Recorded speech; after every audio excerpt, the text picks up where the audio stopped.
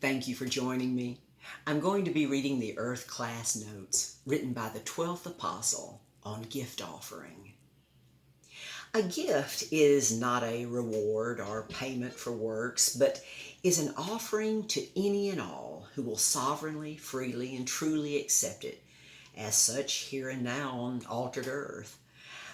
The greatest gift offering is everlasting life, which is right, responsible relationship with the one and only eternal God, who is in the image of a powerful young man. For God created the first man, Adam, in his image, his size and shape and appearance and likeness, having a soul like God's soul, with 12 unlimited soul abilities, unlike the angelic soul, with 6 limited abilities, or the animal or insect souls with 3 limited abilities. If a gift could be earned and deserved, it would no longer be a gift, but payment for works done. Also, offering places the focus and emphasis upon the one offering the gift. The more specific understanding the human soul has about this gift offering produces true personal desire to receive and have this gift. This is why truth is so important in the correct explanation and presentation of this gift offering. However, so few correctly understand this gift offering and how to tell others about it. For most are very set in their denominational differences and stoic in their beliefs that usually include some kind of ritual, such as personal penance, high emotional evidence of speaking in an unknown tongue, pleading the blood, or baptism, etc. The prophets and Bible writers of old understood and knew so very little about God and his plan for man, writing in extreme symbolism for lack of any specific understanding.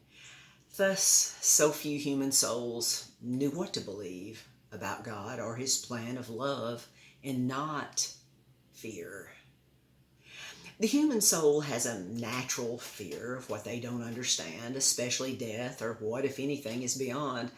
So very few were responding to God's gracious gift offering of everlasting life and love that God chose to beget a son from a special teenage virgin girl, Mary, and through his beloved begotten Son, Jesus, who began at his conception and was born 6 months later in a horse stable in Bethlehem, Judea, Israel.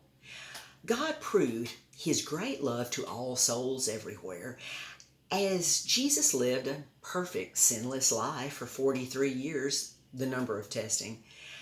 As he ministered to people around the world, he returned to Jerusalem and fasted for 40 days, the second number of testing, where and when Satan, the devil, tested him in every way, but to no avail. And this legally qualified Jesus to heal the sick, lame, blind, and even raise the dead, as he taught the truth in that area like it had never been done before.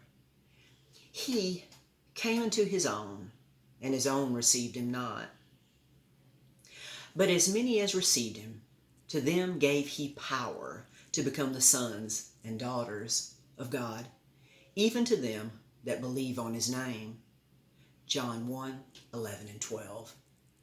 But the Jewish people there did not believe who he was, especially the religious leaders and even his 4 half-brothers and 3 half-sisters. For they believed the slanderous, evil gossip that Jesus was the illegitimate son of an unfaithful young girl, Mary, before she was married to Joseph, their father, until the resurrection of Jesus. The religious Pharisees and Sadducees hated Jesus because of the evil gossip, and he was receiving more notoriety than they from the masses of people who gathered together for the entertainment and free food on several occasions. The religious Jewish leaders convinced the ruling government that Jesus was a threat to their rule there with the help of Judas Iscariot, the most charismatic and trusted treasurer of the disciples, who went unto the chief priest and said unto them, "What will ye give me, and I will deliver him to you." And they agreed on the amount with him for 30 pieces of silver. I have written and taught the truth of this many times, but I was asked to explain this in the context of a gift offering that places the emphasis on the gift and the one offering the gift to all responsible human souls on altered earth, that so few before the special ministry of Jesus Christ, the true Messiah of Israel, the only beloved begotten Son of God, so few knew how to receive that gift of everlasting life that was and still is right relationship with the one and only eternal God of love through love, not looking forward to the coming of God's Son or God becoming a man in some mystical way that many preachers and teachers still proclaim.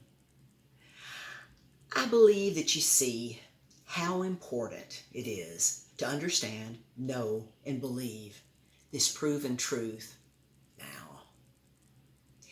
Jesus knew what it was going to take at the end of his ministry to get people to see God's great love in his gift offering, and prayed, "Oh, my Father, if it is possible, let this cup pass from me. Nevertheless, not as I will, but as thou wilt." Matthew 26:39-42. He spoke this twice, the double witness, but he was willing to prove God's great love for all souls everywhere, once, for all, forever. How can we keep quiet about this when so many are in such need today? For this gift offering cost Jesus and cost God so very much. Thank you so much for your time. Thank you so much for joining me. Until next time.